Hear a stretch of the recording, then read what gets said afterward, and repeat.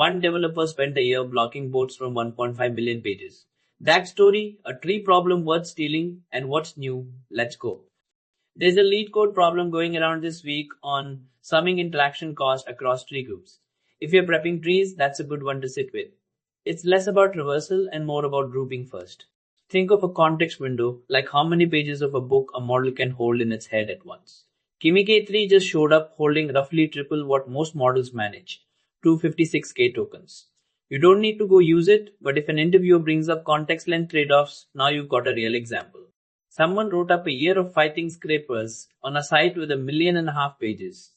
If system design questions ever touch rate limiting or abuse prevention, that write-up is basically free interview prep. Take that tree problem from a minute ago. The skill it's testing is grouping before summing. You can say that out loud.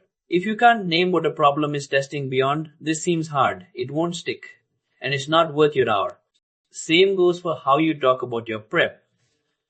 A concrete number sticks with an interviewer way better than "I've been practicing trees."